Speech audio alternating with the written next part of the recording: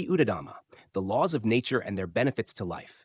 Nikni a Payutto, Somdet fra Buddhagosacharya, translated by Robin Philip Moore. Buddhidhamma, Foundation, Buddhidhamma, The Laws of Nature and Their Benefits to Life, by Bhikkhu P. Payutto, Somdet fra Buddhagosacharya. Published by Buddhidhamma Foundation. Copyright Buddhidhamma Foundation 2021. Translated by Robin Philip Moore. Editor, Bhikkhu Kovilo. Typesetting, Bhikkhu Gambhiro. Download this book in PDF, EPUB, and Mobi formats at the following address: http://buddhadhamma.github.io/distribution, and commercial rights are reserved by the Buddhidhamma Foundation. If you wish to distribute this book from your website, please send your request to the Buddhidhamma Foundation. Email buddhadhammafoundation thai1987@gmail.com. Email yongyuthanapura@gmail.com. Produced with the LaTeX typesetting system set in Gentium, Spectral, Allegreia Sans, and Crimson Roman. 4th edition, 2021. Sabadhanam Dhammadhanam Janati. The gift of Dhamma surpasses all other gifts. Anumodana. Although the Buddhist teachings on human conduct and relationships are diverse and numerous, according to the suitability for different individuals, communities, and circumstances, and in order to generate wholesome results at various times and in various places, they all converge at the same principles and modes of instruction. All of these teachings encourage people to live and act in harmony with an interrelated natural system functioning according to natural laws. If we are able to follow the guidance of awakened individuals conforming to this natural truth, or if we gain insight into this truth and practice accordingly, we will reap the desired results. As the basic theoretical Buddhist teachings, which when realized lead to genuine satisfaction, are based on a truth connected to an interrelated natural system, there are additional practical teachings encouraging people to understand this truth. When realization of this natural truth occurs, people can use their understanding to engage with things in order, to bring about favorable results without needing to rely on teachers or external instruction. This is an inherent part of the natural system itself. These two layers of teaching, the theoretical and the practical, are thus linked and form an integrated body of truth pertaining directly to a natural order. The one who knows, i.e. the Buddha, simply encouraged people to give heed to this truth of nature so that they would realize it for themselves. By clearly realizing this natural truth, one is no longer dependent on the advice and counsel of others. Buddhism thus contains no form of coercion. It neither forces anyone to believe in the teachings, nor is it troubled if people reject the teachings. It follows the principle that all things proceed naturally according to an interrelated system of causes and conditions. Having realized and discovered this truth for himself, the Buddha, out of kindness and compassion, gave instruction and guidance to others. This book, Buddhidhamma, is an attempt to describe the Buddha's teachings, which he systematized and set down as standard principles on both levels: the basic theoretical teachings on truth and the practical teachings on personal conduct and social engagement, which are directly based on the theoretical teachings. For many years, Kunyongyut Thanapura has devoted himself to propagating the Dhamma. Towards the end of 1985, through his own initiative, he and other faithful lay supporters founded the Buddhidhamma Foundation. Although this foundation has no direct affiliation to the book, Buddhidhamma, or to its author, the foundation's name was most likely chosen as a result of their sense of spiritual connection to this book. As far as I am aware, from 1992 to the present, for almost 23 years, Kunyongyut Thanapura has endeavored to bring about an English translation of Buddhidhamma. He sponsored this work unremittingly until ere long 2 translated books were published: Good, Evil, and Beyond. Karma in the Buddha's Teaching, translated by Bruce Evans, January 1993. A translation of Chapter 5 of Buddhidhamma titled Karma and Dependent. Origination, the Buddhist Law of Conditionality, translated by Bruce Evans, 1994, a translation of Chapter 4 of Buddhidhamma titled Paticcasamuppada. Kunyongyut Thanapura, the president of the Buddhidhamma Foundation, was determined to bring about a complete English translation of Buddhidhamma containing all the chapters. Although he met with much difficulty and obstruction, spending a lot of money and having to wait a long period of time, he was undaunted and did not give up. The result is that now, After many years, a complete translated English edition is ready for publication. The complete English translation of Buddha Dhamma is the work of Mr. Robin Moore, who has been working on this translation for many years. Before working with the Buddha Dhamma Foundation, while he was still ordained as a monk named Suryo Bhikkhu through his own enthusiasm, he began to translate these texts and published the three signs, Anicca, Dukkha, and Anatta in the Buddha's teachings, a translation of Chapter 3 of Buddha Dhamma titled The Three Characteristics. On that occasion, in 2006, Kun Sirachan Barambhakti and her two daughters, Kun Chuabchan and Kun Pornbirom Barambhakti, sponsored this publication for free distribution. After leaving the monkhood, Mr. Robin Moore continued the translations of Buddha Dhamma under the patronage of Kun Sirachan Birambhakti and her two daughters, who published the following books. For free distribution, Nibbana, The Supreme Peace, 2009, a compilation of material drawn primarily from chapters 6, 7, and 10 of Buddha Dhamma on Nibbana.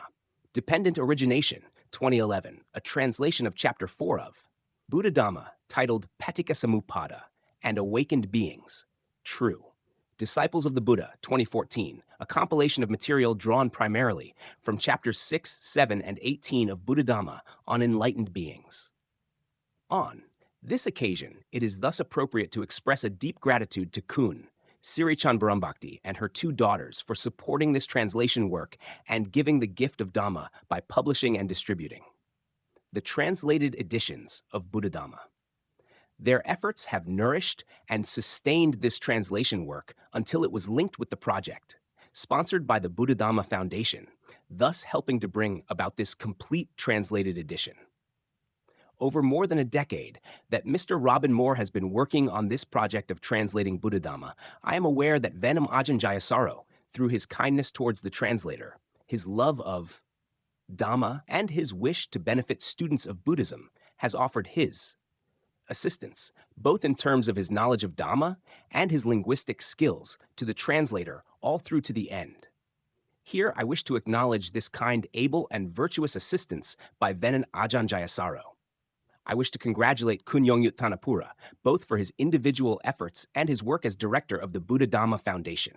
He has shown enduring charitableness towards Buddha Dhamma and has maintained fortitude, constancy, and perseverance, braving hardship and difficulty until the goal of completing the translation of Buddha Dhamma has been achieved. He has played an important part in sustaining Buddhist study and practice and has spread the blessings stemming from the Dhamma on a wide scale. On a similar note, I wish to express gratitude to Mr. Robin Moore, the translator whose genuine and faultless efforts have brought this translation of Buddha Dhamma to completion. These efforts have deservedly generated and radiated goodness and wholesomeness. The original Thai edition of Buddha Dhamma was written as an offering and dedication to the true Dhamma. As I mentioned in the brief on copyright of translated material, November 9th, 2009. All of my books are intended as a gift of the Dhamma to be printed for free distribution for the benefit of the wider public. There are no copyright fees for these books. If someone appreciates these books and with pure intent wishes to translate and share them, this is a way to propagate the Dhamma and perform good deeds for a wider audience. People engaged in such translations must rely on their skill and proficiency and expend much time and energy. The copyright to these translated works can thus be considered as belonging to the translator. What the translator, then, wishes to do with these translated texts is his or her responsibility to take into further consideration. I wish to thank everyone who has participated in helping to bring this translated book into tangible form. May these efforts help to foster goodness and well-being, enhance spiritual development, and generate wisdom for all human beings, and help to create a stable and true human civilization. Fra Brahmagunaborn, P. 21st November 2015. Foreword by Ven Ajahn Jayasaro. Buddha Dhamma is the crowning achievement of Fra Brahmagunaborn, P.A. Payutto, widely acknowledged as the most brilliant Thai scholar of Buddhism in living memory. The venerable author's masterpiece, it is by some distance the most important Buddhist academic work to have been published in Thailand during the 20th century. Buddha-Dhamma consists of a rich and comprehensive presentation of the teachings of Theravada Buddhism. As a book dedicated to revealing the middle path of the Buddha in all its profundity, it is fitting that the text steers a skillful course between an unquestioning acceptance of ancient commentarial interpretations and a too wide-ranging rejection of their value on controversial issues such as dependent origination. For example, the author fairly summarizes the various positions on the debate and leaves it to the reader to decide amongst them. The arrangement of the material in the book is a departure from the norm, but it is a well-considered departure, one that provides the author with a satisfying frame on which to beautifully mount the many jewels of the Buddha's teachings. The venerable author's use of language in this book has earned him wide renown in Thailand. It can, however, offer considerable challenges to a translator. Although the book is free of the elliptical phrases found in the works of many forest monks, the style is dense and given to unusual combinations of words that are stimulating in the original but occasionally overpowering in a literal translation. The translator of this book, Robin Moore, an old friend of mine and ex-fellow monk, has done a fine job in making the English version as accessible as possible while maintaining an admirable fidelity to the text. It has been a labor of love on his part, and I salute him on behalf of all grateful readers. Buddha-Dhamma has been my constant companion for over 30 years, and is the book I would choose to have with me on a desert island. I would like to express my appreciation that finally an English translation will make this excellent book available to many more people. Ajahn Jayasaro, Janamara Hermitage, June 2016. Foreword by the president of the Buddha-Dhamma Foundation. The Buddha-Dhamma Foundation is a non-profit charitable organization established by a group of devout Buddhists in 1987. Samdet Phra Buddhaghosakarya, P.A. Payutto, had no part in the establishment of this foundation or in any other matters pertaining to it.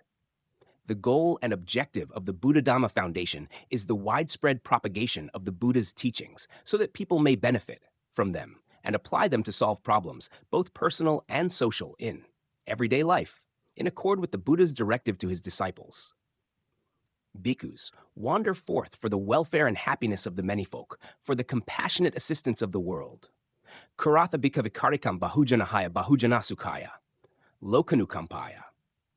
The inspiration for the establishment of the Buddha-Dhamma Foundation was the book Buddha-Dhamma, written by Ven P.A. Payutto. Besides this text, the venerable author has written many books on how to apply the Buddha's teachings to address problems and work out solutions in various domains, e.g. education, society, economics, politics, government, jurisprudence, culture, history, health, medicine, family life, adolescence, self-development, Dhamma practice, mind development, Sangha administration, remedying problems in the Sangha, etc. For his accomplishments, Samdet Phra Buddhaghosakarya has been given honorary doctorate degrees from 15 leading universities in Thailand, and in 1994 he received UNESCO's Prize for Peace Education in Paris. The Buddha-Dhamma Foundation thus primarily focuses on propagating the Buddhist works written by Samdet Phra Buddhaghosakarya, P.A. Payutto. Buddha-Dhamma was compiled by Ven P.A. Payutto by drawing on the essence of the Buddha's awakening, i.e. the Four Noble Truths. Ven P.A. Payutto writes in a detailed, systematic, integrated, and logical way, revealing with clarity long-hidden truths to the reader. As a consequence, knowledge arises about the interconnected nature of human life and spiritual practice, from basic stages up to the final goal of life. One discovers the nature of human life, the attributes of life, the goal of life, and the means for living a worthy life. Through wise reflection, one develops greater awareness, and a transformation occurs in how one conducts one's life, leading to fulfillment and success. To finish, I would like to thank Samdet Phra Buddhaghosakarya for his kindness in permitting the Buddha-Dhamma Foundation to carry out this English translation of Buddha-Dhamma. I am delighted that Mr. Robin Moore has shown such commitment and donated his time to finish this translation in such a thorough and circumspect way. I also wish to express my appreciation to Mr. Bancha Nangsuo, who has completed the computer and graphic work for this book with great diligence and determination. The foundation expresses its deep gratitude to all the other people whose names are not mentioned here, who have provided support for this project and have helped to bring about its success. The Buddha Dhamma Foundation is happy for this English edition of Buddha Dhamma to be shared and disseminated, both as a printed publication and over the internet, with the stipulation that this is not done in exchange for any form of profit or monetary reward. If anyone wishes to publish or share this book, please contact the Buddha Dhamma Foundation. First, for permission. I would like to offer this work in homage to the Triple Gem, the Buddha, the Dhamma, and the Sangha. On this occasion, I wish to dedicate any goodness generated from the publication of this book to my late parents, Mr. Rung Rung and Mrs. Kulap Thanapura, and to my 2 children who have also passed away. Yongyut Thanapura, President of the Buddha Dhamma Foundation, for June 2017. Contact Buddha Dhamma Foundation, 87126 Thetsaban Songkro Road, Khoang Lat Chatuchak, Bangkok, 10900, Thailand. Please send correspondence by registered mail. Tel 6692-992-6962. Email Buddha Dhamma Foundation Thai 1987@gmail.com. Email yongnapur@gmail.com. Forward by the translator. It is said that a journey of 1,000 miles begins with the first step. The first step, however, may be initiated by many different causes. The journey of completing this translation of Buddha Dhamma in a sense began, accidentally, or at least serendipitously. In November 1994, after completing my 7-year training as an anagarika, white-robed novice, and newly ordained bhikkhu, navaka, in the monasteries situated in the UK led by Ven as Sumedo, Tan Chao Kun, Raja Sumedacharya, I asked permission from the elders in the UK to spend some time in Thailand, the spiritual home of the branch monasteries connected to the Luang Por Cha tradition. My request was granted, and I was given a one-way ticket. With only a rudimentary understanding of the Thai language, I went first to Wat Pa Nanachat in Ubon Ratchathani, where Venajan Jayasaro was currently the acting abbot. Coincidentally, during the first month while I was there, the community was blessed with a rare visit by Ven Fra Payutto, who spent several days giving teachings in English.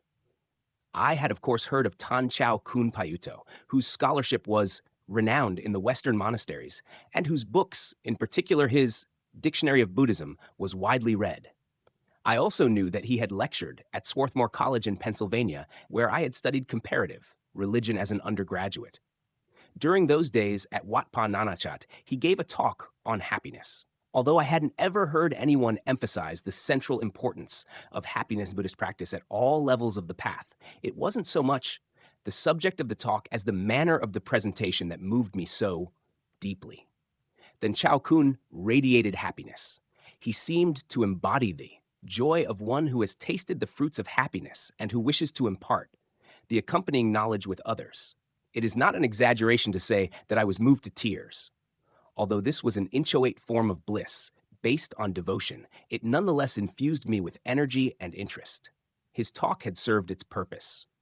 I spent most of the next 6 years walking Tudong One in Thailand as well as living in a remote branch monastery, Wat Phu Jorm Gorm, by the Mekong River bordering Laos. As a monk, and even before that, I always had a strong academic leaning. Rather than using a standard course book or language teacher, I learned Thai primarily by carrying small Dhamma books by Ajahn Buddhadasa, Tan Chao Kun Panyanda, Luang Por, Cha, etc. on my travels. For long periods of time, these books were my companions. In 2001, I felt the need to deepen my theoretical or academic understanding of Buddhism, in part because as an 11 Vasa monk, and thus officially a Thera, or Ajahn, I was expected to provide more formal teachings to the lay community. I decided to ask permission from Ven Fra Payutto to live with him at Wat Nyana Vesakavan in Nakhon Pathom province. Ajahn Jayasaro took me to meet him. Rather than granting permission immediately, Tan Chao Kun looked at me and asked, "What are you going to do here?" Obviously, this was no place to simply eat and lay back. I replied that I wanted to read the Tipitaka in Thai. Tan Chao Kun seemed satisfied with this answer. Not long after moving to Wat Nyana Vesakavan, I asked Tan Chao Kun about the Buddha Dhamma translation project. I knew that Mr. Bruce Evans, formerly Puriso Bhikkhu, had spent several years working on this book during the 90s. Two of the chapters, on dependent origination and on comma, had been published and very well received. But for some reason, the project had come to a standstill. Tan Chao Kun asked me whether I would be willing to look at the unfinished manuscript and see whether it be polished up and made ready for publication. Very soon, however, it became apparent that editing or rewriting someone else's work, at least in this case, was significantly more difficult than translating the entire text from scratch. And so the journey began. At first, it seemed like walking through a garden filled with exotic flowers set on gentle foothills. I had no specific destination in mind. It was simply a matter of replacing my original goal of reading the Tipitaka with this new activity. I would joke with people, saying that it would take me several lifetimes to complete the entire translation. In 2003, I returned to the UK and acted as abbot of Hartridge Buddhist Monastery in Devon.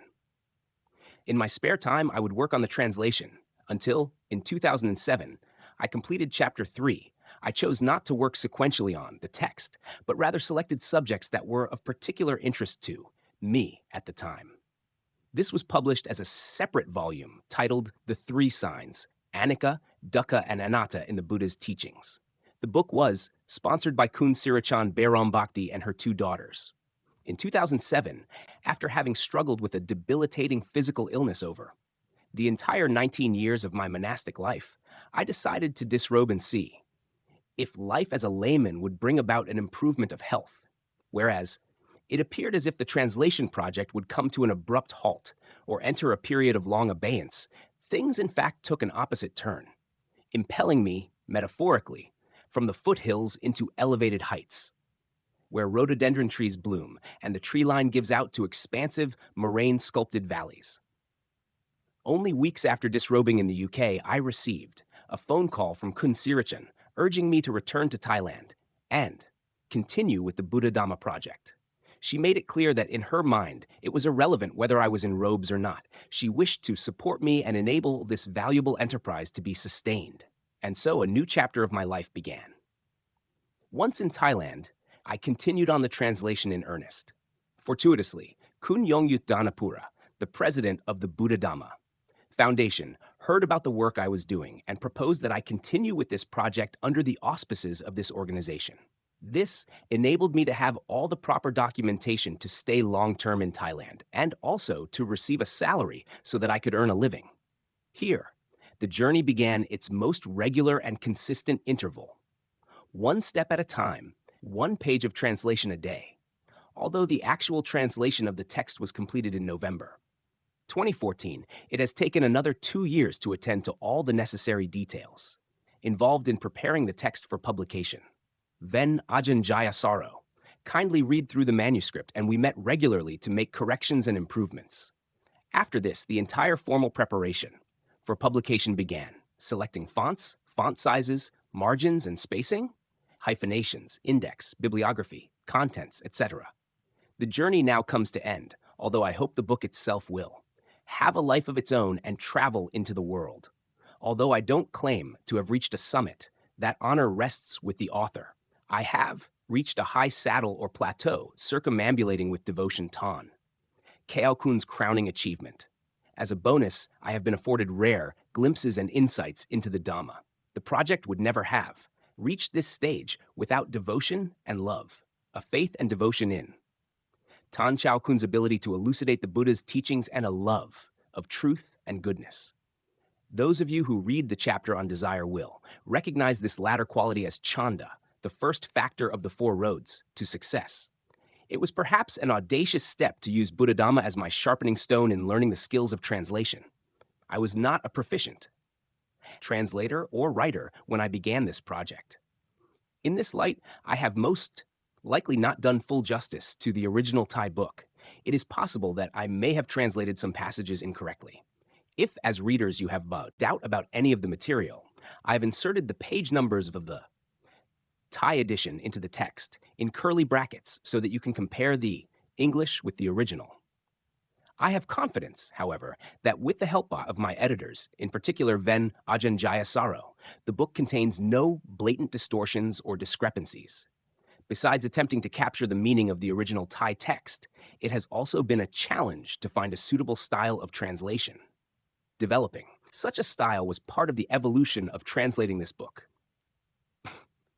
I think it is fair to say that the way in which ideas are formally conveyed in the language differs from the traditional method of English compositions. One friend explained the distinction thus: Thai follows an inductive method, whereas English traditionally follows a deductive method. Whether this is an accurate description or not, the text of the Thai edition of Buddha often follows what I would describe as a series of concentric circles, returning repeatedly to a similar premise. Using this same method in the English translation seemed inappropriate.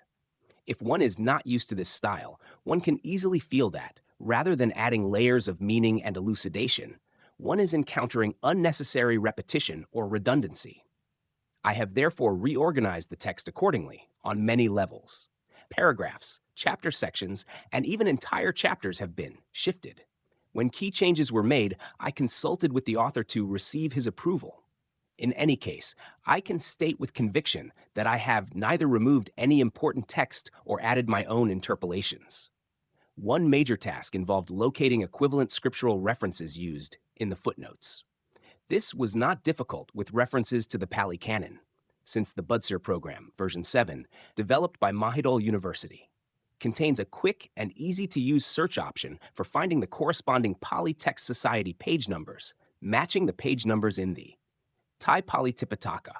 The challenge was greatly multiplied, however, when faced with references to the commentaries, sub-commentaries, and other non-canonical texts. In most cases, I would have to copy the relevant Pali passage using the Buddhism program, which does not give the PTS page numbers, and then try to match it by typing Pali terms in Roman script and pasting them into the Chatta Sangayana Tipitaka program, version 4.0, which does provide pages numbers or sometimes only headings to the PTS editions. The Buddhism program is based on the Siam Ratha Pali Tipitaka, supplemented by the Thai translation called the Royal Tipitaka, which is the source of the references in Buddha Dhamma, see bibliography. It is quite possible that there are errors with some of these footnote references. If readers spot any errors, I would be grateful if you contact me so that I can make corrections for future printings. In the case where numbers are in brackets, this indicates that I was unable to find an equivalent PTS or other Roman alphabet page number. Again, hopefully, these will be updated in the future. So many people have been supportive and helpful with this project that it is impossible to name everyone. The most important people are as follows. First and foremost, my gratitude extends to Ven Fra Payutto, who, besides being a constant inspiration and beacon of wisdom and compassion, has bestowed so much trust and confidence in my ability to complete this project at a required quality and standard. Although, due to his many other responsibilities and limitations on the physical level, he has not been able to read through the entire English translation. He has always answered my questions and doubts punctually when they arose. Although I may have been able to reflect some of his depth of wisdom and intellectual brilliance, it is beyond my powers to transport his beaming smile and radiant kindness to the reader. Those of you who have had the good fortune to meet him know what I'm talking about. Second, I give my thanks to Ven Ajahn Jayasaro, who has provided me with so much encouragement on many levels throughout the past 15 years and beyond that. He shares a similar devotion to Tan Chao, Kun Payutto, as well as a love for language.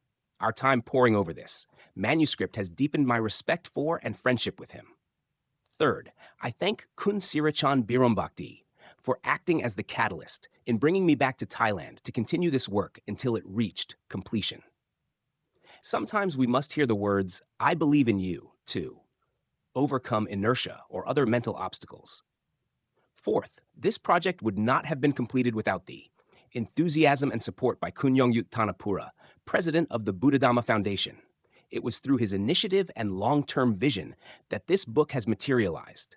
My mother and stepfather, Karen and John Gunneman, and my father and stepmother, Basil and Subitra Moore, have given me material and emotional support over the years, including a time when I was between jobs. Important editors and proofreaders over the years include Ven Gavasako Bhikkhu, Ven Siddhasamvaro Bhikkhu, Ron Lumsden, Max, McKay James, and Martin Seeger.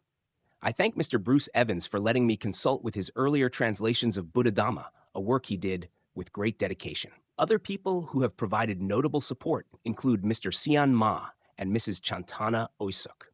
May these collective efforts help to bring light and peace to the world through the power of wisdom and understanding. The Buddha bequeathed the Dhamma Vinaya to us to safeguard and uphold.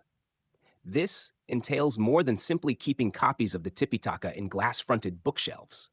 Although the realization of the Buddha's teachings may be summarized as a fulfillment of the four duties vis-a-vis the Four Noble Truths, i.e., understanding suffering, removing its cause, realizing its cessation, and cultivating the path, or more succinctly, knowing suffering, and the end of suffering, many tools and skillful methods may be needed to accomplish this goal. The beauty of the Buddha's teachings is that they provide us with a treasure chest of insights and guidelines. Another metaphor is that the Dhamma is a multifaceted diamond. No matter from what direction you pick it up, it offers invaluable glimpses of truth which may be used to cut through the shrouds of delusion. These teachings were expanded upon and elucidated by later commentarial authors. Then, Fra Payutto's gift and genius here is to present the canonical and post-canonical teachings in a lucid, integrated whole, a watertight vessel for taking us to the other shore. The work to be undertaken is still ours to do, but the path and its many obstacles has been clearly outlined and revealed. Robin Moore, Green Park Home, August 2016. Introduction. People today frequently pose the question whether Buddhism is a religion, a philosophy, or simply a way of life. This query gives rise to all sorts of debates and opinions, which often just create confusion. Although this book Buddha Dhamma is written as a form of philosophical treatise, I will not engage in the aforementioned debate. My focus will simply be on what is stated in the Buddha's teachings, on the gist of these teachings. As for the question whether Buddhism is a philosophy or not, it is up to various philosophical systems themselves to determine whether Buddhism fits their criteria. Buddhism remains what it is, unaffected by these judgments and interpretations. The only specification I wish to make here is that any teaching or doctrine on truth that is only intended as an intellectual exercise of logic or reason and contains no corresponding elements for practical application in everyday life is not Buddhism, especially the original and genuine teachings given by the Buddha himself, which are referred to as Buddha Dhamma. It is a difficult task to compile the Buddha's teachings, especially on the premise that one is presenting the true or genuine teachings, even if one cites passages from the Pali Canon which are considered the words of the Buddha. This is because these teachings are copious and contain various dimensions or levels of profundity, and also because imparting them accurately depends on the intelligence and sincerity of the person presenting them. It may happen that two people with divergent opinions are both able to quote passages from the sacred texts supporting their own points of view. To determine the truth is dependent on how accurately one grasps the essence of these teachings and on how consistent the link is between one's theories and the evidence one uses to support them. In many cases, the supporting evidence is not comprehensive enough, and thus it is inevitable that the presentation of Buddha Dhamma often reflects the opinions and understanding of the person interpreting it. To clarify one's analysis of the teachings, it is helpful to examine the life and conduct of the Buddha, the supreme teacher, who is the origin and source of these teachings. Although one may argue that the stories of the Buddha's activities come from the same sources as the formal teachings, nonetheless they are very useful for reflection. Occasionally, the Buddha's actions reflect his aims and wishes more clearly than the formal teachings in the scriptures. From the evidence in the scriptures and from other historical sources, one can draw a rough sketch of the events and the social environment at the time of the Buddha as follows. The Buddha was born in the Indian subcontinent about 2,600 years ago. He was born among the warrior caste, Kshatriya, Khattiya, and named Prince Siddhartha. He was the son of King Suddhodana, the ruler of the Sakyan country, which lay at the northeast of the Indian subcontinent, adjoining the Himalayan mountain range. As a prince, and in accord with the wishes of the royal family, he was fully provided with worldly pleasures, which he enjoyed for 29 years, during which time he was married and had a son. At this time, absolute monarchies were in the ascendancy and were trying to expand their empires by waging war. Many other states, especially the republics who ruled by a general assembly based on unanimous decisions, were gradually losing their power. Some of these states were conquered and incorporated into larger states, while others that remained strong were under duress, aware that war could break out at any time, and the large, powerful nations were often at war with one another. Trade and commerce were burgeoning, giving rise to a new group of highly influential wealthy merchants, Sethi, whose prestige and authority began to extend even to the royal courts. According to the teachings of Brahmanism, people were divided into 4 social classes, or castes, vana. People's privileges and social standing, as well as their occupations, were determined by their caste. Although Hindu historians claim that the caste system at that time was not yet very strict, members of the class of manual workers, Shudra Sudha, were not entitled to listen to or to recite passages of the Vedas, the sacred texts of the Brahmins. These restrictions became increasingly rigid and severe. Shudra who defied these injunctions and studied the Vedas were penalized with capital punishment. Moreover, outcasts, Khandala, were not entitled to any form of formal education. The sole factor for determining one's caste was birth, and the members of the Brahmin class claimed to be superior to all others. The Brahmins safeguarded and upheld the traditions of Brahmanism. They developed ever greater arcane and mysterious teachings and rituals, which became increasingly irrational. Rituals were observed not simply for religious purposes, but also as a way for powerful rulers to demonstrate their importance, and the priests who conducted these rituals gained personal advantage and riches. These ceremonies and rituals increased selfishness in those people seeking wealth and pleasure. At the same time, they caused distress for members of the downtrodden lower classes, the slaves, servants, and laborers, and they caused agony to those countless animals slaughtered as a sacrifice. During the same period, one group of Brahmins doubted whether these religious rituals actually lead to eternal life, and they began to devote themselves to the contemplation of immortality and the path to its realization. In their search for truth, many of them separated themselves from society and resorted to the forests in seclusion. Such renunciants, who renounced the household life and went forth in search of the true meaning of life, were collectively referred to as samana. The Brahmanical teachings during this time, the era of the Upanishads, was full of contradictions. Some religious factions affirmed the effectiveness of the established rituals, while other factions denounced these very same rituals. There were conflicting views on the subject of immortality and the soul, Atman. Some Brahmins claimed that the Atman is equivalent to Brahman, Brahma, the Godhead, the divine essence. They claimed that Brahma generates and permeates all things and is ineffable, as is expressed in the phrase, neti neti, not this, not that. They believed that the Atman-Brahman unity is the supreme goal of spiritual practice. They engaged in religious debates on this subject, while at the same time jealously guarding knowledge on this matter within their own circles. Meanwhile, another group of renunciants were disenchanted with the seeming meaninglessness of life and practiced in the hope of attaining exceptional states of mind or of reaching the deathless state. Some of them engaged in extreme forms of self-mortification by fasting and undertaking strange and unusual ascetic practices, which ordinary people would not believe were possible. Others developed the concentrative absorptions, jhana, reaching the fine material attainments, rupa samapatti, and the formless attainments, arupa samapatti, while some became so proficient in the jhanas that they were able to perform marvels of psychic powers. Included among the groups of renunciants were those who wandered from village to village, establishing themselves as teachers and expounding their various religious views by engaging in religious debate and dialectic. The search for meaning and the propagation of various beliefs and teachings proceeded in an intense and energetic manner, leading to numerous ideologies and doctrines. As is mentioned in the scriptures, there were 6 major established doctrines at the time of the Buddha. To sum up, one group of people was growing in wealth and power, reveling in sensual pleasures and seeking increased riches. At the same time, many other people were neglected, and their social standing and quality of living was declining. Another group of people was separating, itself from society, bent on discovering philosophical truths. But they, too, did not take much interest in the conditions of society. Prince Siddhartha enjoyed worldly pleasures for 29 years.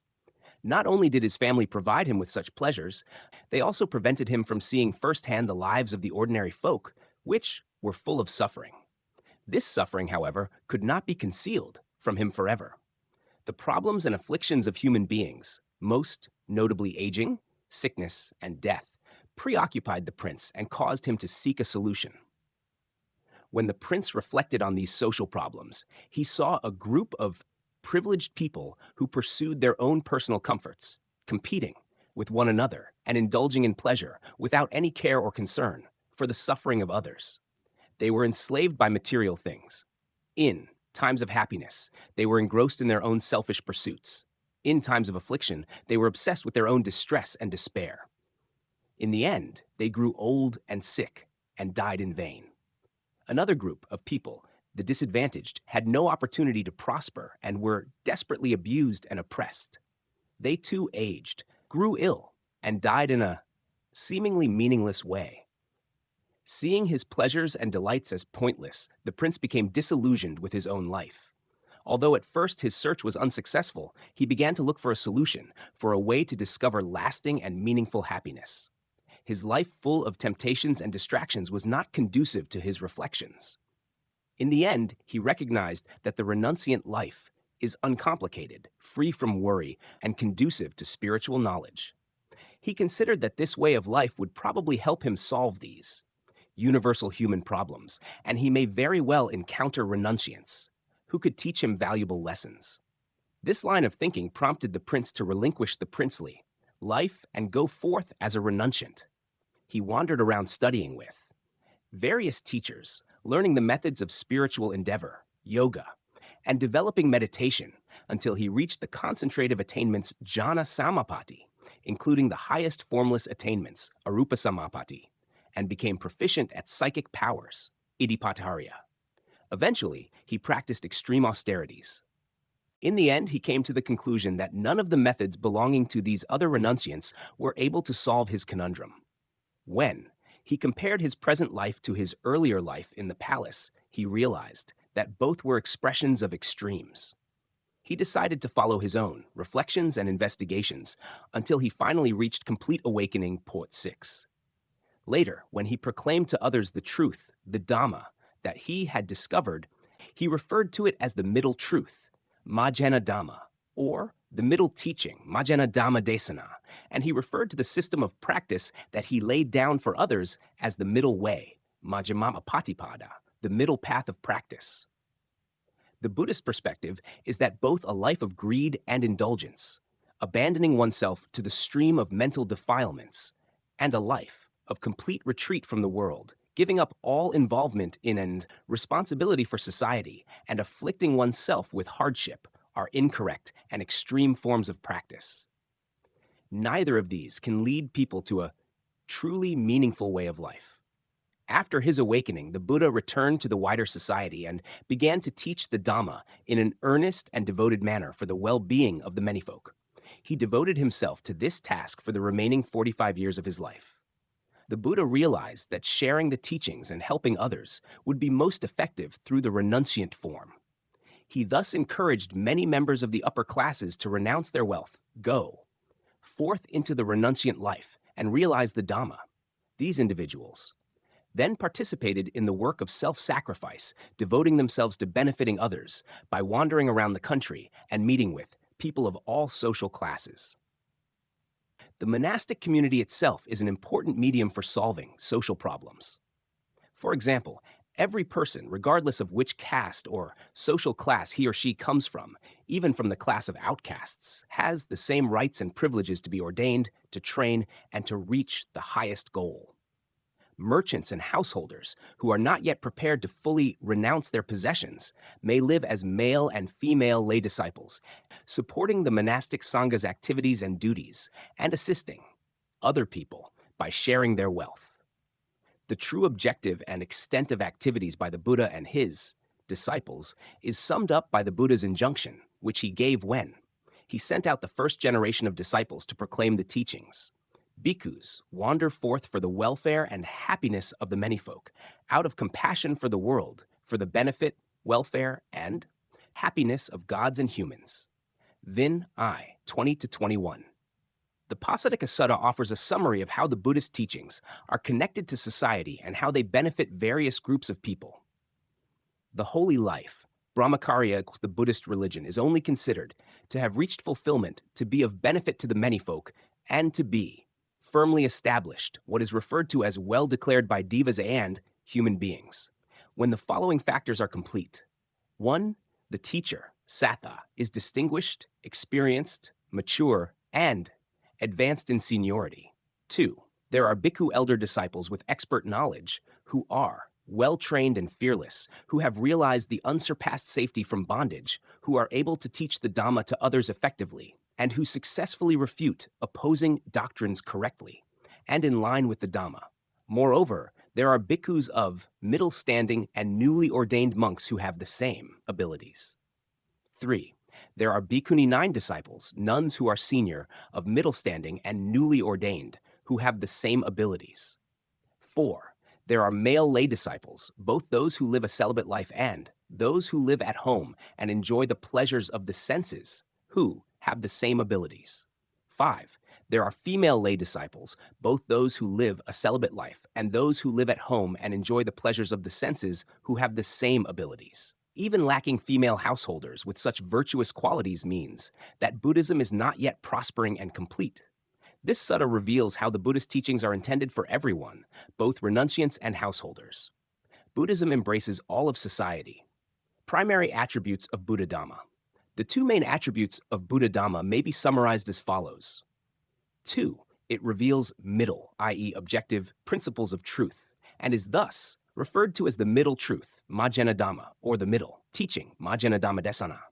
It reflects the truth in strict, trans, Pali, bhikkhuni. For the sake of simplicity, I use the spelling bhikkhuni in this text, line with cause and effect and according to laws of nature. It has been revealed solely for the benefit of practical application in real life. It does not promote an attempt to realize the truth by creating various theories and dogmas based on philosophical conjecture and inference, which are consequently adhered to, debated, and defended. 2. It lays down a system of practice referred to as the middle way, Majjhima Patipad, which acts as a guideline for those undergoing spiritual training. These practitioners gain a clear insight into their lives, steer away from credulity, and aim for those fruits of practice accessible in this lifetime, namely happiness, purity, enlightenment, peace, and liberation. In practical application, the middle way is connected to other factors, such as one's life as a renunciant or life as a householder. Buddhism is a religion of action, Kamavada, Kiryavada, a religion of effort, Viryavada. It is not a religion of supplication, nor is it a religion based on hope. The practical benefits of the teachings are available to everyone, no matter what his or her situation, beginning with the present moment. Regardless of a person's station in or condition of life, everyone can access and utilize these teachings as is suitable to his or her circumstances, both in terms of understanding the middle truth and of walking the middle way.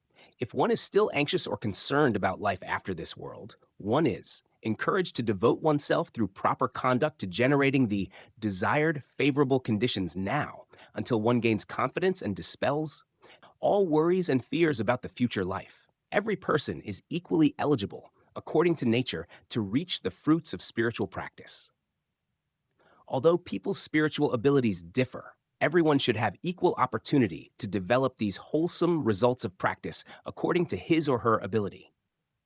Although each one of us must generate these results through individual effort, by reflecting on one's full responsibility in these matters, we are all important agents for assisting the spiritual practice of others.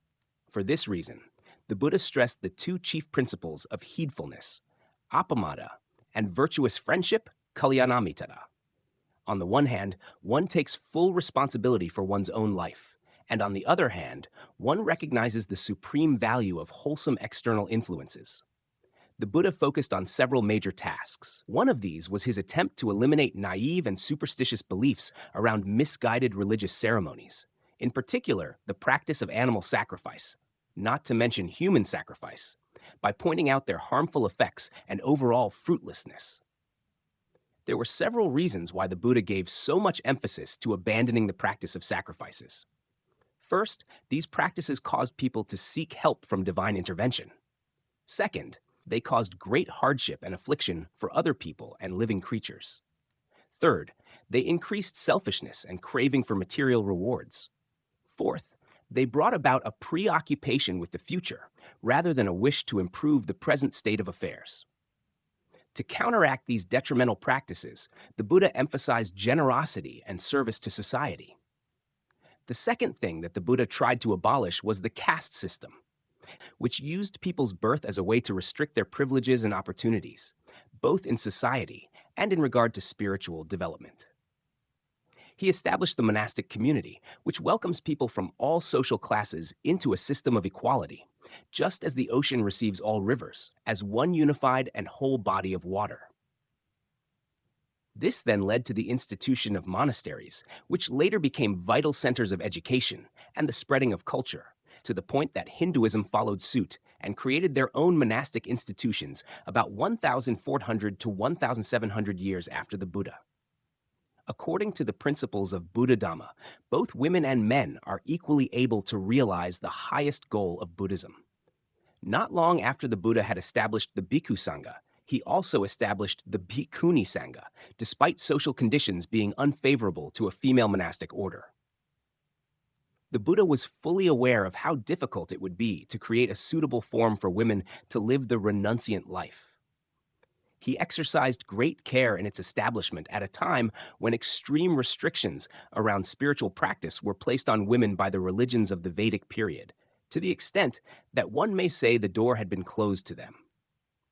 The Buddha taught the Dhamma using vernacular language, the language used by the common people, so that everyone, regardless of his or her station in life or level of education, would be able to benefit.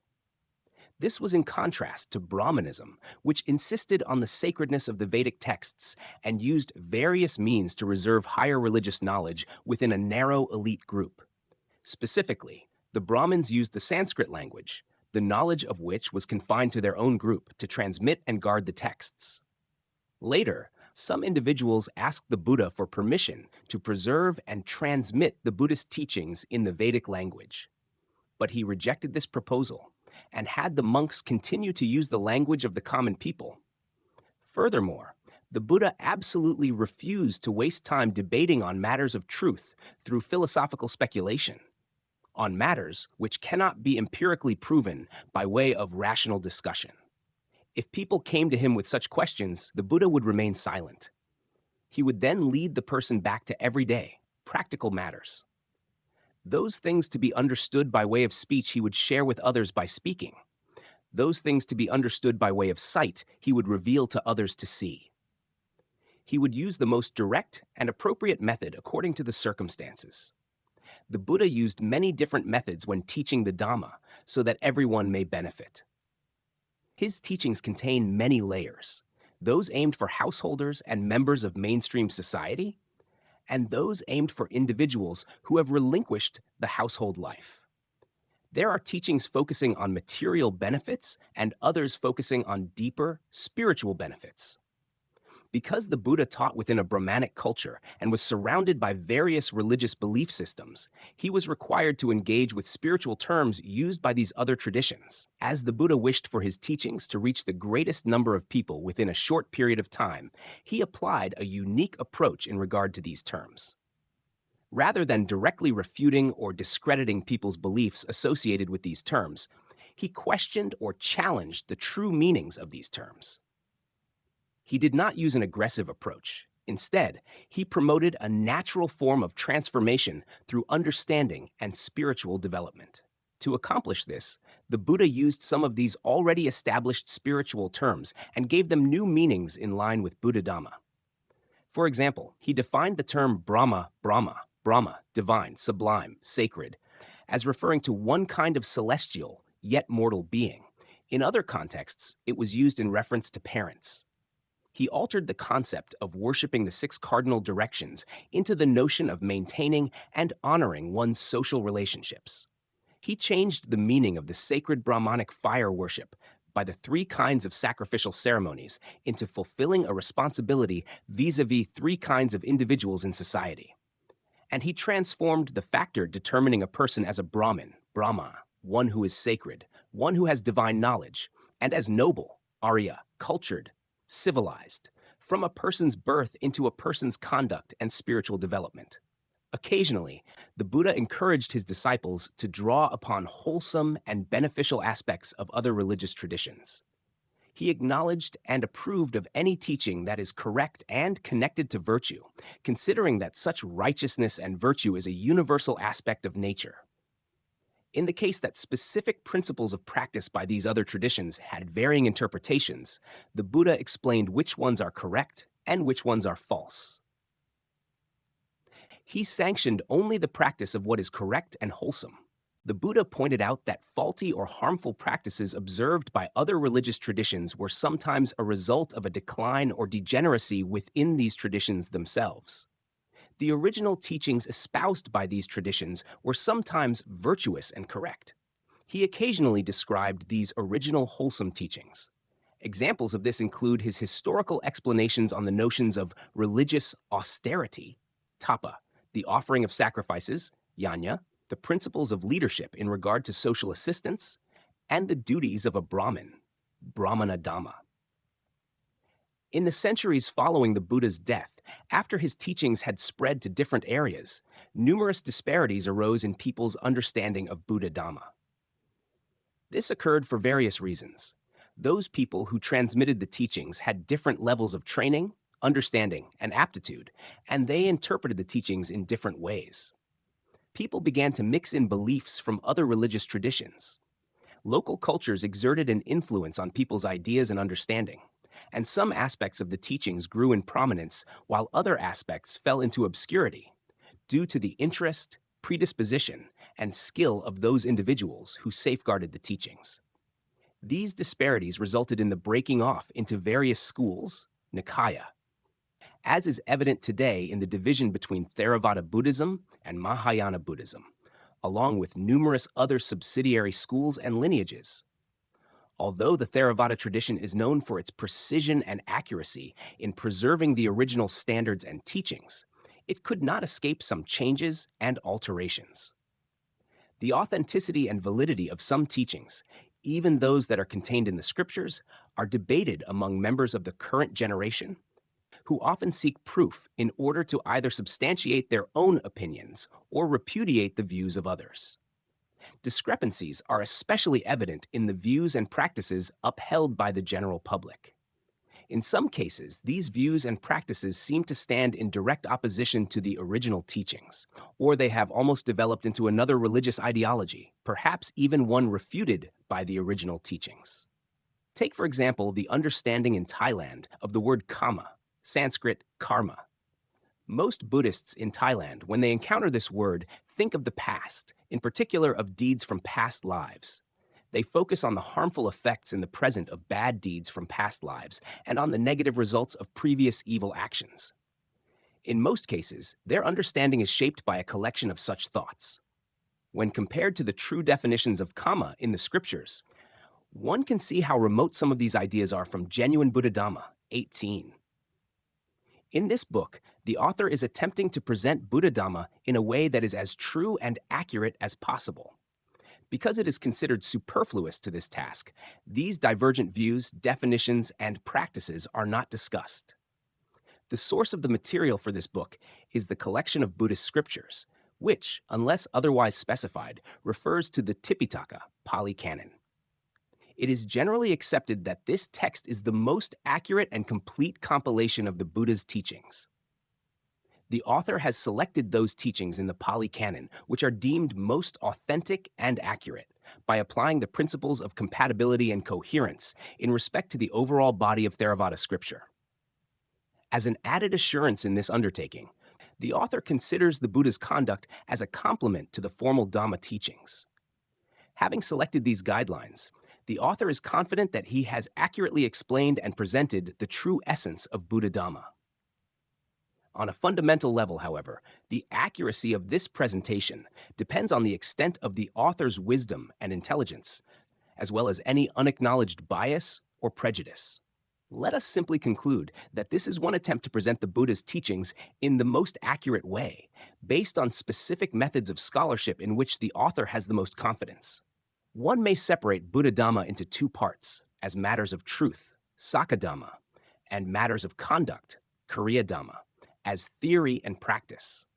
The former is defined as those teachings pertaining to reality, to manifestations of truth, to nature, and to the laws and processes of nature.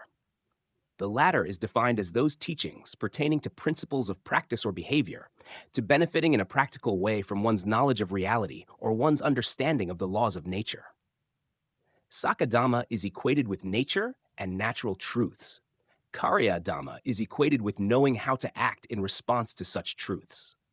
Within this entire teaching, no significance is given to supernatural agents, to any alleged forces over and above nature, for example, of a creator God.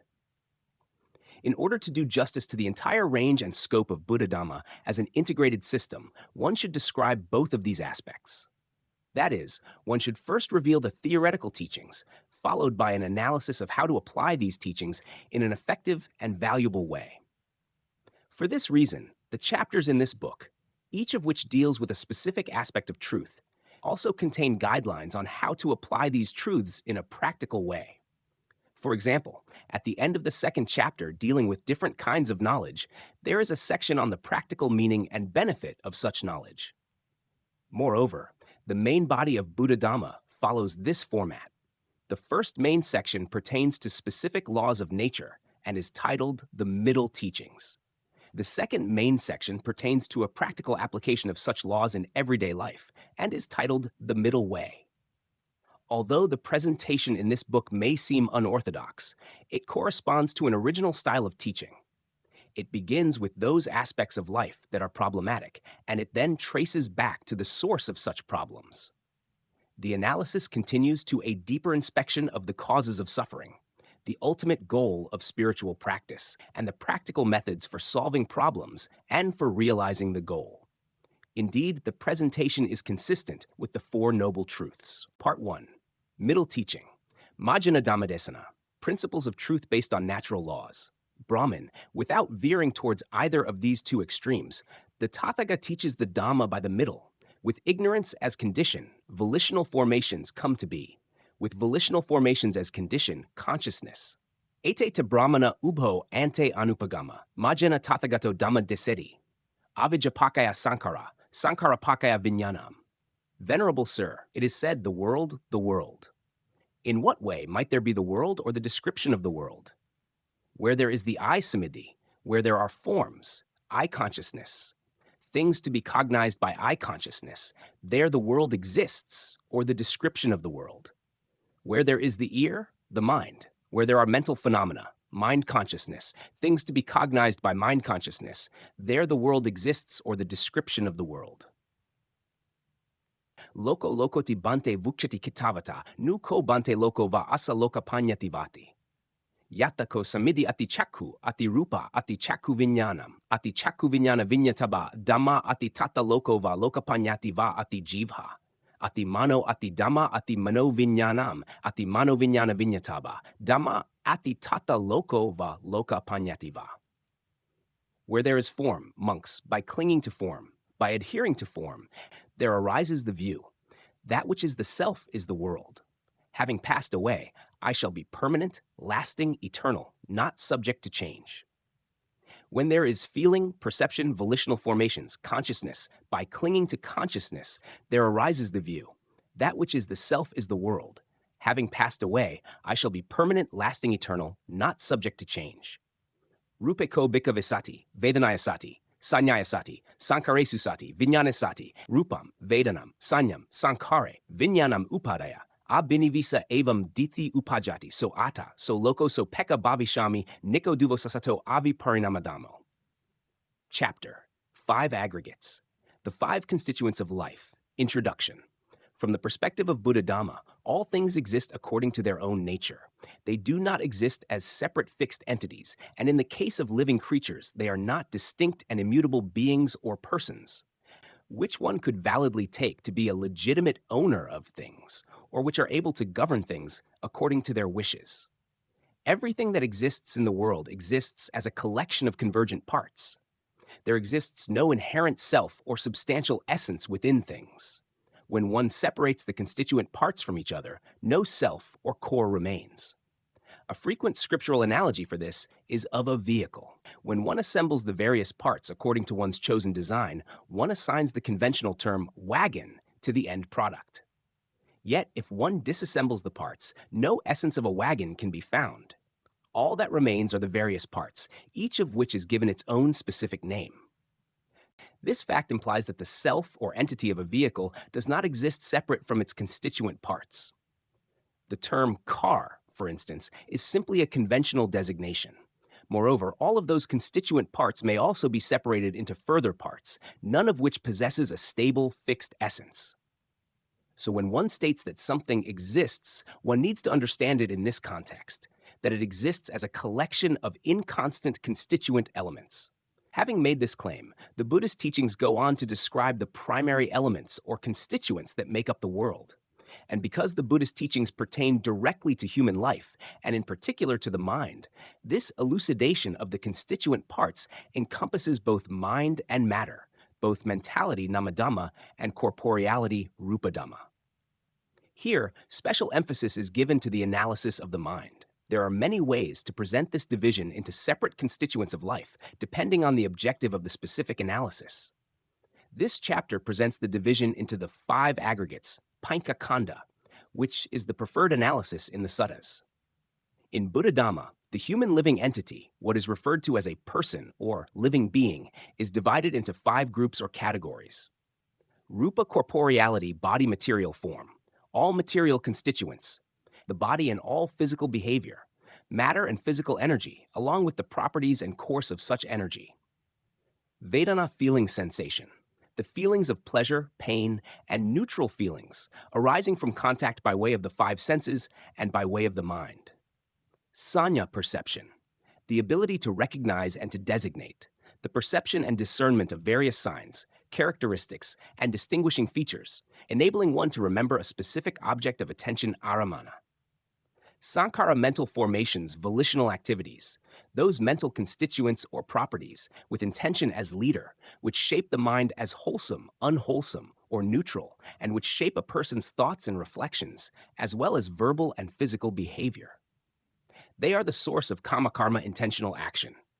Examples of such mental formations include faith sada, mindfulness sati, moral shame hairi, fear of wrongdoing atapa, loving kindness metta, compassion karuna, appreciative joy mudita, equanimity upekka, wisdom panya, delusion moha, greed lobha, hatred dosa, conceit mana, views dithi, jealousy isa, and stinginess makarya.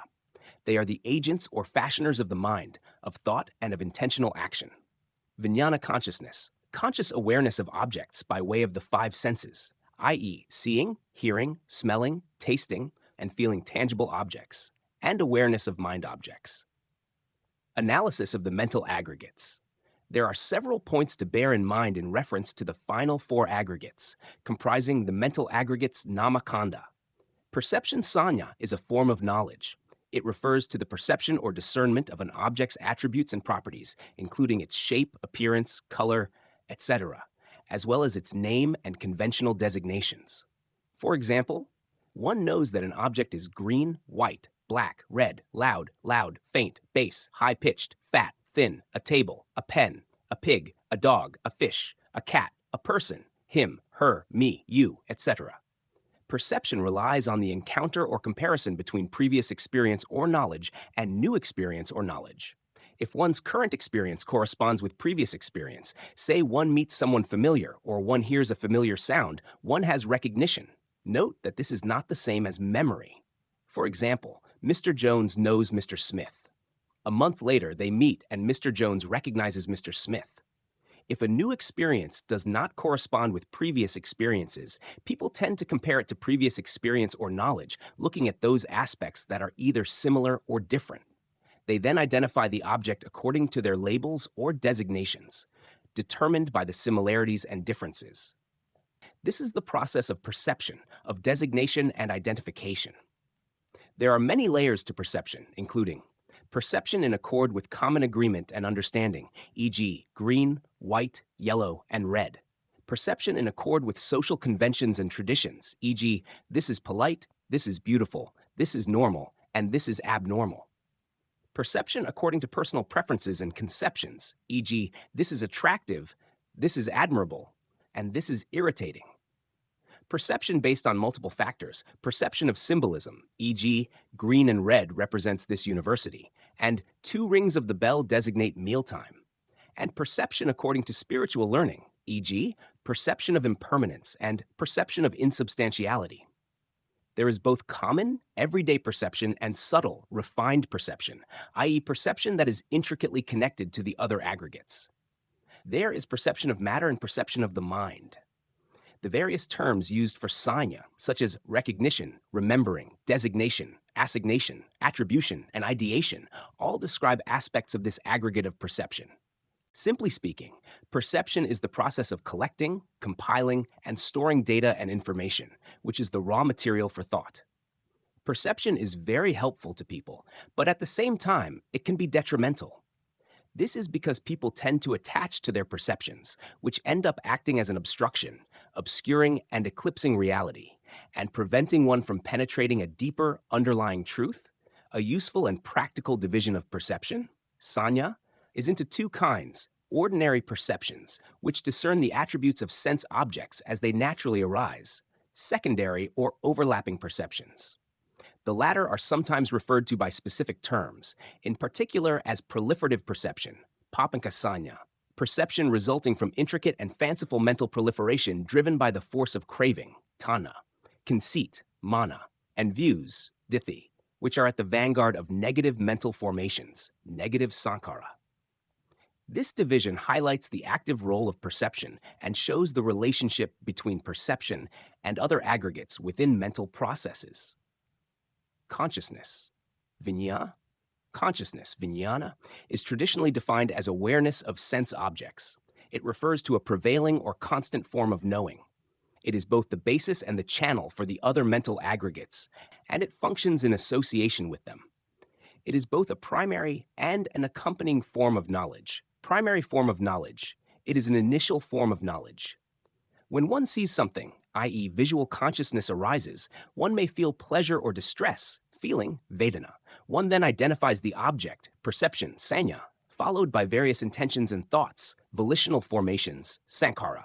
Example, one sees the sky, vinyana, and feels delighted, vedana. One knows the sky to be bright, beautiful, the color of indigo, an afternoon sky, sanya.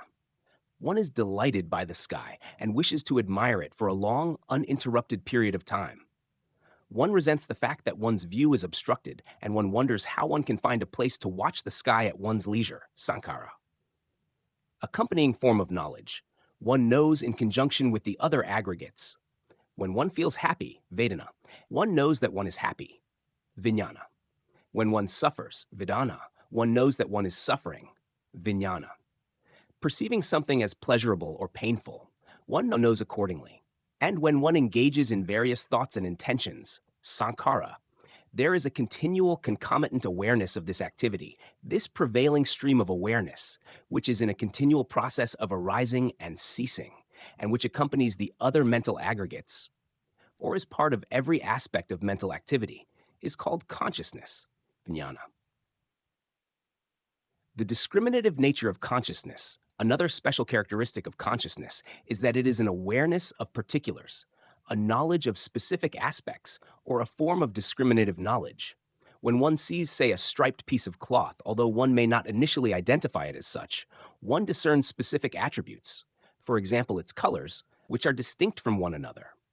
Once consciousness discerns these distinctions, perception, sanya, identifies them, say as green, white, or red.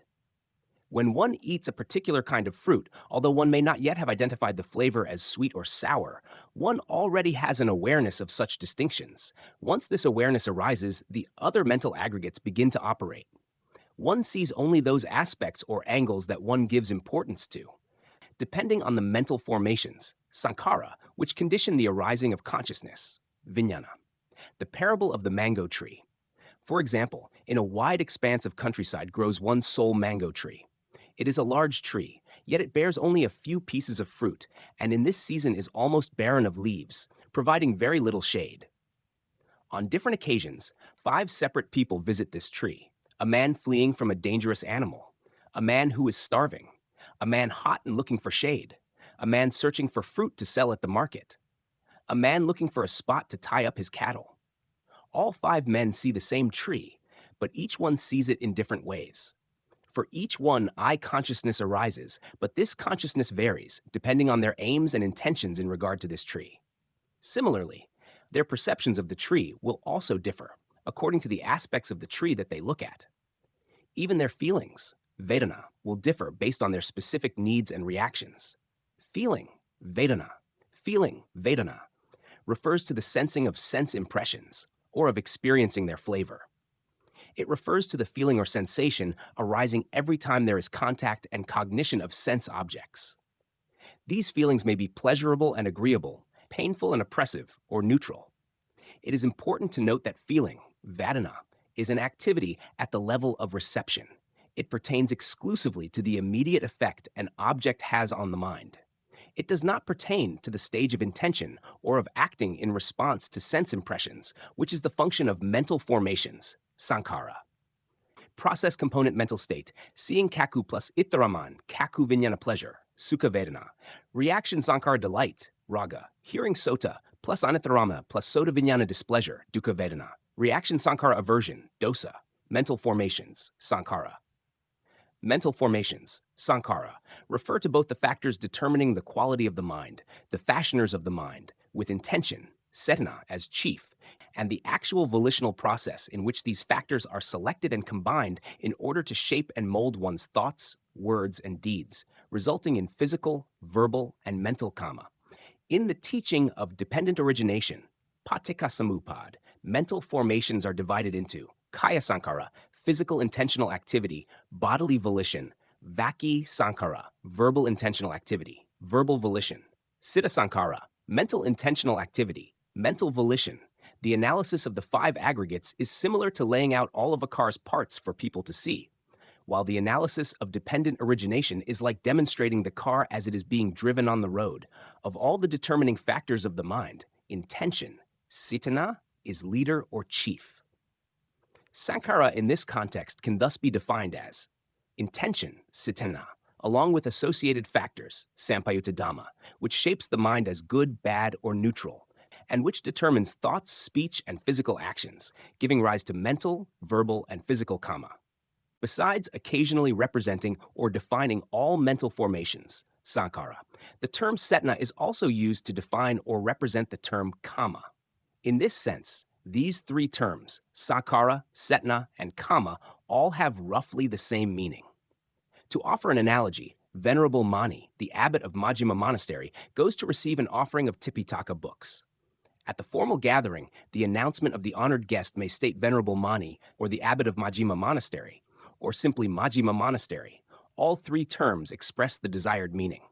Besides its central role, intention, cetana also reveals the special and distinctive properties of mental formations, sankhara, which set this aggregate apart from the others. Cetana may be translated as intention, volition, purpose, or deliberation. The special attribute differentiating mental formations, sankhara, from the other mental aggregates is that they can originate spontaneously. The other mental aggregates of feeling, perception, and consciousness, on the other hand, operate or function with sense impressions that are immediately manifesting in the mind. They are associated with and attend to these sense impressions, and they rely on the reception of them in order to function. Mental formations, however, both deliberate over sense impressions and act in response to them. These explanations may clarify the following questions. Why are feelings of ease and dis-ease classified as sensations, Vedana, while the subsequent factors of liking and disliking are classified as mental formations, Sankhara? Why are perception, Sanya, recollection, and mindfulness, Sati, memory, classified into separate aggregates? Sati is included among the mental formations, Sankhara. Why is wisdom, Panya, which, similar to perception, Sanya, and consciousness, Vijnana, is a form of knowledge, classified as a mental formation, Sankhara?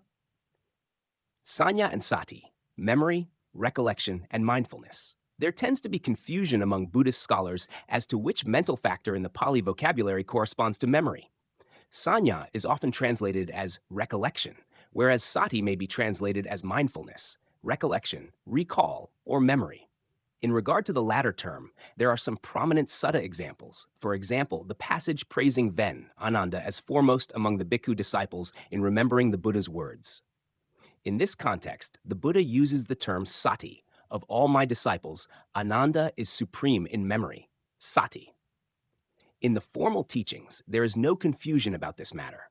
Memory is not the exclusive function of just one mental factor, but rather it is part of a mental process within which perception, sanya, and mindfulness, sati, play the most prominent and important roles. Both the terms sanya and sati have overlapping meanings in respect to the concept of memory. One aspect of perception, sanya, has to do with memory, while other aspects are separate from it. This is the same for mindfulness, sati. One aspect pertains to memory, while other aspects function apart from the process of memory. Note these important distinctions between sanya and sati in the process of memory. Perception, sanya, designates and identifies sense objects. When one encounters such objects again, sanya compares their current features with established perceptions, determining any similarities and differences. If one determines that the two, the old perceptions and the new, correspond, this may be called recognition. If there are differences, one creates additional perceptions. The term sanya refers both to the recognition, designation, and identification of objects, the comparison and accumulation of data, and to perceptions themselves, the actual data and information created and stored.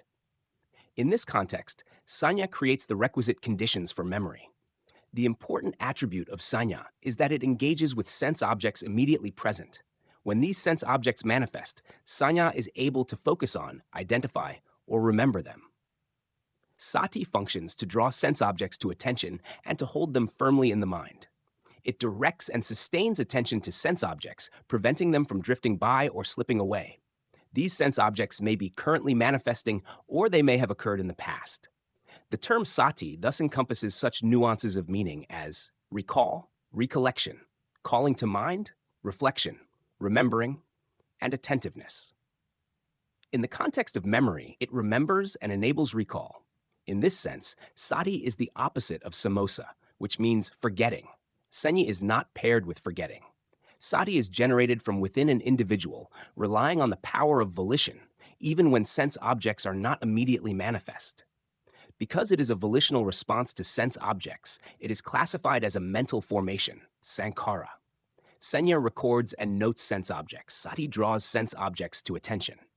Both a healthy perception, the ability to identify things clearly, to designate things in a well-ordered and structured way, and to integrate and connect things, which relies on attentiveness and understanding, and a strong recall, the ability to recollect, which relies on clear perceptions, constant mindfulness, and a bright, peaceful, and concentrated mind, are factors for a good memory. At one time in the past, Robert and Jake knew each other well. 10 years later, they meet again, and Robert recognizes Jake and remembers the places they once visited and the activities they once shared. The recognition of the other person is sanya, whereas the recollection of past events is sati. On one occasion, Greg meets and talks with Carl. A month later, Greg's friends ask him whom he met and spoke with on that specific date. Greg reflects on the past and remembers that he met with Carl. This recollection is sati. A telephone is located in one corner of a room, and a phone book is located in another. Karen opens the book and finds the number she is looking for. She makes a note of this number in her mind and then walks to the telephone to dial it. As she crosses the room, she keeps this number constantly in her attention. The reading and noting of the number from the book is sanya. The recall of that number from the moment she leaves the book is sati. When sense objects become manifest, one is able to perceive them immediately. Yet when they do not manifest, and in the case that they are mind objects, dhammarama, matters inherent in the mind, one can use sati in order to draw them forth and focus on them. Moreover, sati is able to call perceptions to mind. That is, it can recollect past perceptions to be the objects of attention. Sanya is then able to identify, clarify, and consolidate these previous perceptions, or to perceive them in a new way according to one's aims and objectives. Perception, consciousness, and wisdom. Perception, sanya, consciousness, vijnana, and wisdom, panya, are all aspects of knowledge, yet they are part of three distinct aggregates. The first two factors described earlier in this chapter constitute an aggregate in themselves, whereas wisdom is classified among the mental formations, sankhara. Wisdom, panya, refers generally to understanding, and more specifically to comprehensive or clear understanding, to a thorough and accurate understanding of the truth. This term panya is defined in many different ways, including knowledge of causality, knowledge of good and evil, knowledge of right and wrong, knowledge of suitability, knowledge of benefit and harm, knowledge of advantages and disadvantages, thorough knowledge of conditioned phenomena, knowledge of constituent factors, knowledge of causes and conditions, knowledge of origin and destination, knowledge of the interrelationship of things, knowledge according to the truth, genuine knowledge, genuine understanding, knowledge of reality, and knowing how to reflect on, contemplate, analyze, and engage with or manage things and situations. Simply speaking, wisdom is clear, correct, and genuine understanding. Wisdom possesses an insight into reality, and it penetrates into the heart of problems. It supports both perception, sanya, and consciousness, vijnana. In regard to the latter, it broadens and deepens the range of consciousness. Likewise, in regard to the former, it increases the range of perception, because the cognition and apprehension of things is dependent on one's knowledge. This is similar to solving mathematical problems. As long as one cannot solve the initial equations, one has no data or criteria for further calculations. With increased understanding, one possesses the markers or raw material for further perception and analysis. Wisdom, panya, stands in opposition to delusion, moha, ignorance, misunderstanding, whereas perception, sanya, and consciousness, vijnana, are not contrasted with delusion in this way. Indeed, perception and consciousness may fall prey to delusion. When one is deluded and confused, one's conscious experience and perceptions are equally distorted. Wisdom assists here to rectify both consciousness and perception. Perception, sanya, and consciousness, vijna, rely on currently manifesting sense objects in order to function. Images or concepts of these sense objects are thus created and discerned. Wisdom, on the other hand, reflects on sense objects and responds actively to them. Wisdom is a deliberative faculty and is thus classified among the volitional formations, sankhara.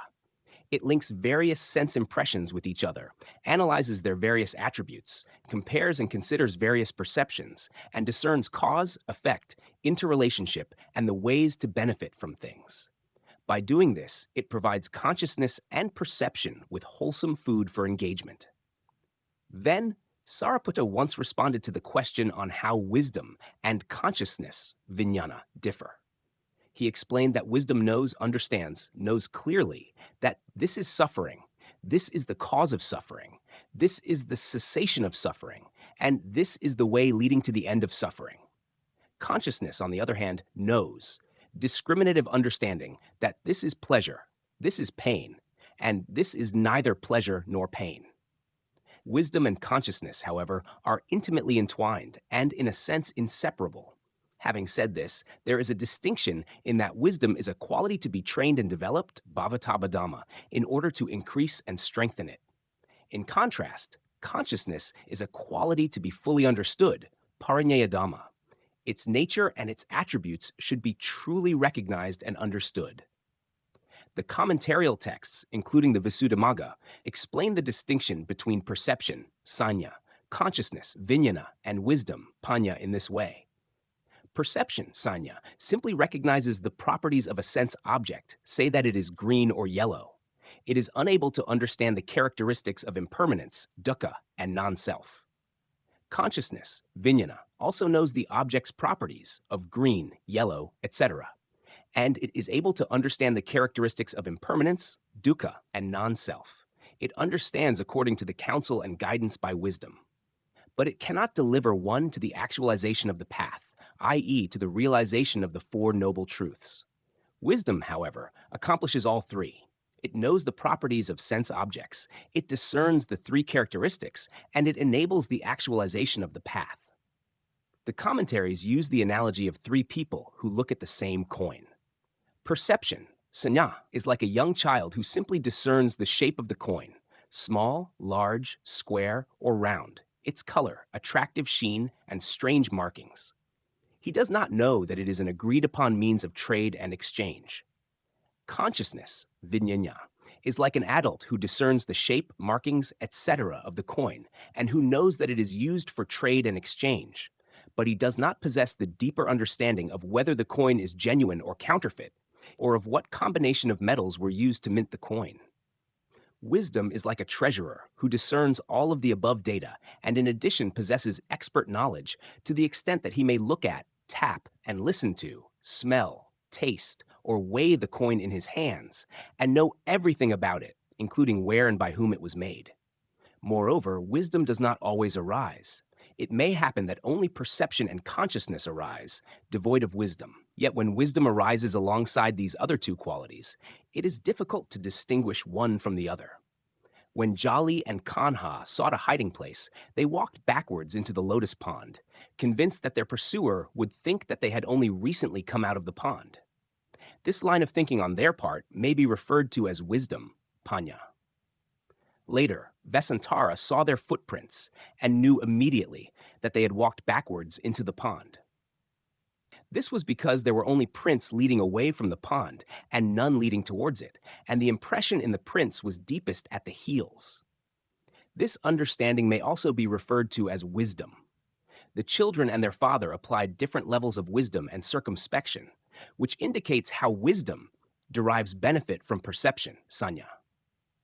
Prince Siddhartha saw an old person, a sick person, and a human corpse, and as a result, he reflected on and discerned the suffering to which everyone is prone, without exception. He then went on to understand how all conditioned things are impermanent, subject to arising, to alteration, and eventually to passing away, and he saw the need to bring to an end the suffering based on these conditions. These are all examples of wisdom, panya. When the Buddha was preparing to establish Buddhism in the Magadha country, he went to visit the matted hair ascetics of the Kassapa clan, who were revered by the people of Magadha, in order that they gain confidence in and endorse the Buddha's teachings. The insight and intuition behind this line of thinking by the Buddha is also an expression of wisdom. The term panya is a general term describing the kinds of knowledge mentioned above. There are many different levels of wisdom. For example, mundane wisdom, lokiya panya, and transcendent wisdom, lokuttara panya. There are many other Pali terms indicating specific levels, degrees, or aspects of wisdom, or referring to its specific activities. Qualities or benefits, for example, jnana, knowledge, vijja, true knowledge, vipassana, insight, sampajanya, clear comprehension, parinya, thorough knowledge, abhinya, supreme knowledge, and padasambhida, discriminative knowledge. Relationship between the aggregates. The five aggregates are interdependent. The aggregate of corporeality, rupakanda, comprises the body, while the four aggregates of mentality, namakanda, make up the mind. Human life requires both the body and the mind. When the body and mind function normally and operate in unison, life progresses well. Mental activities, for example, require an understanding of the external world, and this understanding relies on sense data, visual forms, sounds, odors, tastes, and tangible objects, entering by way of the eye, ear, nose, tongue, and body. Both the five sense objects and the five sense faculties are material things, rupa dhamma, and part of the aggregate of corporeality. They are part of materiality. In this chapter, the emphasis is on the mind, considering the body to be similar to a ready-made instrument prepared to serve mental activities. The mind is considered to be the focal point of life, and its range of functions is vast, complex, and profound. The mind gives value and meaning to life, and it is directly connected to the teachings by the Buddha presented in this book. The four aggregates of mentality are intimately related, influencing and conditioning one another. The arising of these four aggregates is ordinarily outlined in the following way. Dependent on the eye and forms, eye consciousness arises, similarly with the ear and sounds, the nose and odors, etc. The meeting of the three is contact. With contact as condition, there is feeling. What one feels, that one perceives. What one perceives, that one thinks about. Here is an example. Gordon hears the sound of a bell, ear plus sound, ear consciousness. He finds the sound pleasant, equal Vedana. He perceives the sound as melodious, the ringing of a bell, and the sound of a melodious bell, equal Sanya. He likes the sound and wants to hear it again. He thinks about striking that bell himself. He wants to obtain the bell. He thinks about buying or stealing the bell, etc., etc. Note the crucial role of feeling, Vedana, in this process. Perception, Sanya, pays particular focus on those objects providing pleasurable sensations. The greater the pleasure, the greater the importance bestowed on the object by perception. In addition, such pleasurable feeling incites people to think and act in order to increase the pleasure. One may describe this as a basic, ordinary, or elementary process. In this process, feeling, Vedana, acts as the incentive, similar to a person who invites one to take something or to refuse and avoid it. Perception, Sanya, is similar to a person who gathers and stores data or raw material. Mental formations, Sankhara, resemble a person who takes this raw material and shapes it in preparation for work. Consciousness, Vijnana, is similar to the director of the work, aware of everyone else's activities. It both opens the way for the work to be performed and it receives the results of the work. One complex aspect of this process is that feeling, Vedana, does not act as a catalyst for the other aggregates in a one-sided way. The other aggregates, too, have an influence over feeling. Take the example of a single piece of music that one person listens to and finds delightful, whereas another person listens to it and feels depressed. Similarly, the same person may listen to a song at one time and feel elated, while at another time he may feel disturbed by it. A general principle is that those things that one likes and finds pleasure in correspond to one's desire. When one encounters them, one is happy. Inversely, those things one dislikes conflict with one's desire. When one encounters these things, one suffers. The mental formations, say, of liking, disliking, desire, and aversion, then condition another round of feeling. Here, perception is also engaged. That is, mental formations condition perception, which in turn influences feeling. Here is an example. A person may see someone whom he admires behave in a particular way and perceive that behavior as lovely or endearing. And he may witness other behavior by someone he dislikes and perceive it as annoying or abhorrent. Later, he may encounter others exhibiting such behavior, which he has previously perceived as either endearing or annoying, Sanya, and as a result feel either delighted or distressed, Vedana, and either approve of or be angered by it, equal Sankhara. This interrelationship between the aggregates can be even more complex. Take, for example, a work project or study lesson that is difficult and demanding. Performing the task alone may involve much turmoil and discomfort, causing one to be disinclined from engaging with it. Yet, if there are particular incentives, one may be more interested and determined to do the work or to pursue the lesson.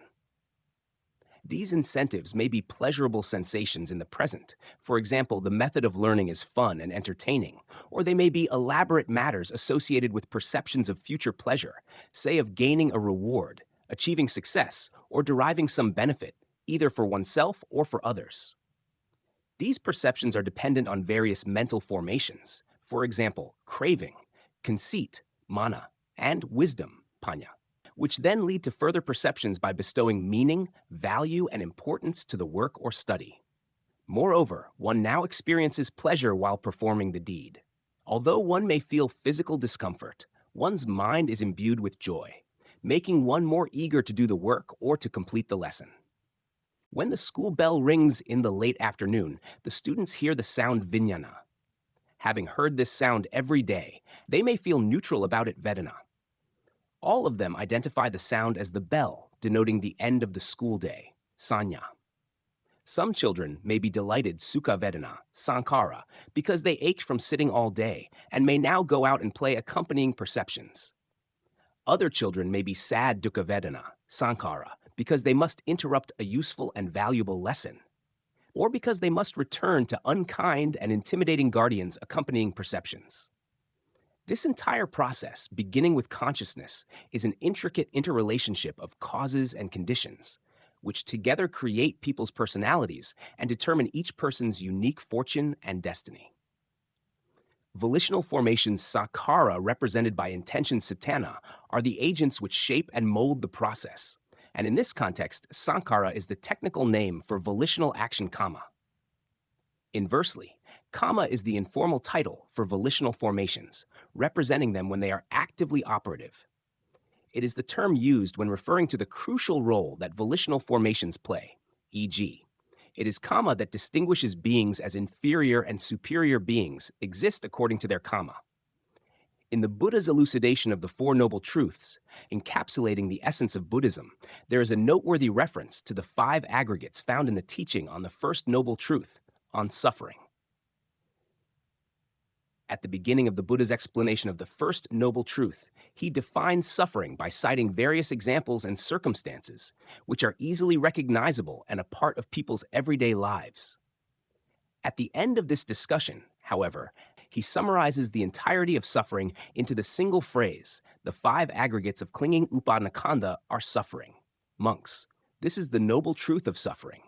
Birth is suffering, aging is suffering, death is suffering, association with the disliked is suffering, separation from the liked is suffering, not to get what one wants is suffering. In brief, clinging to the five aggregates is suffering, vinai. Here, let us look at the distinction between the term kanda by itself as opposed to the term upadana kanda by examining these words of the Buddha. Monks, I will teach you the five aggregates and the five aggregates subject to clinging. Listen attentively. And what are the five aggregates? Whatever kind of form, feeling, perception, volitional formations, consciousness there is, whether past, future, or present, internal or external, gross or subtle, inferior or superior, with far or near, these are called the five aggregates. And what are the five aggregates of clinging? Whatever kind of form, feeling, perception, volitional formations, consciousness there is, whether past, future, or present, internal or external, gross or subtle, inferior or superior, far or near, that is tainted, sasava accompanied by mental taints, that is a foundation for clinging, upadania. These are called the five aggregates of clinging. Monks, I will teach you the foundations for clinging, and clinging itself. Listen, form. Feeling, perception, volitional formations, consciousness is a foundation for clinging. The desire and lust, chandaraga, delight or intense desire, culminating in attachment for form, feeling, perception, volitional formations, consciousness is the clinging there. S3. This distinction between the five aggregates and the five aggregates of clinging is an important principle required for a deeper study of Buddha Dhamma. Practical application. Ordinarily, human beings are inclined to believe that they possess a true and lasting self in some form or another. Some people attach to their mind as the self. Some believe that something exists separate and yet somehow connected to the mind, which acts on another level to be responsible for and to control the body and mind. The exposition of the five aggregates is intended to reveal how that which is called a being, person, or self, when it is closely examined and analyzed, consists simply of these five components. There is no residual essence or substance existing separate from these five, and even these five aggregates exist within an interdependent relationship. They do not exist independently. They are not autonomous. Therefore, these aggregates, too, do not function or exist as a stable, substantial self. In sum, the teaching on the five aggregates refers to the principle of selflessness, anatta, non-self, not self. Human life consists of a convergence of various elements or parts. There exists no substantial self as unifying principle or center point of these parts. None of the aggregates, components, etc. exist as a stable, lasting self, and no such self exists apart from them. When one gains insight into this truth, one lets go of one's attachments to self. This principle of non-self is clarified in the teaching on dependent origination in relation to the five aggregates.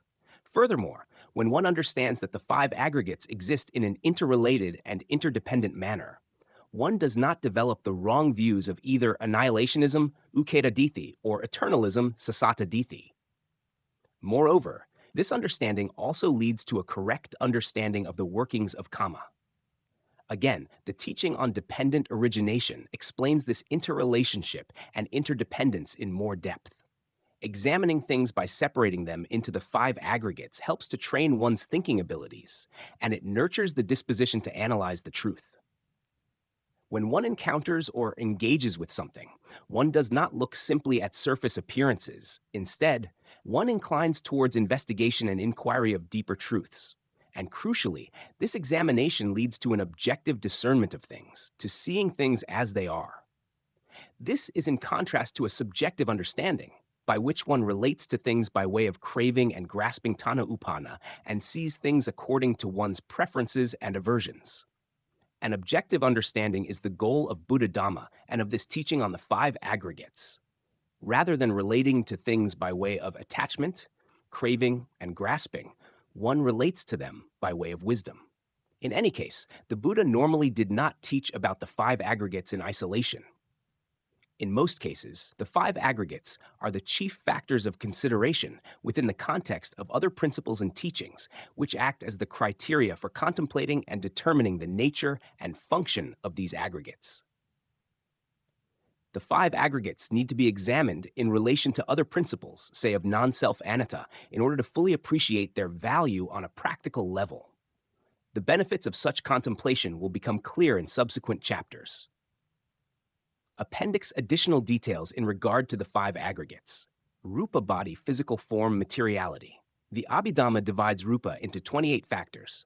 Four primary elements, Mahabhuta Rupa, referred to simply as the four elements, Dhatu, earth, Pathavit, element of extension, solid element, water, Apodhatu, element of cohesion, liquid element, fire, Tejo Dhatu, element of heat or radiation, and wind, Vayo Dhatu, element of vibration or motion.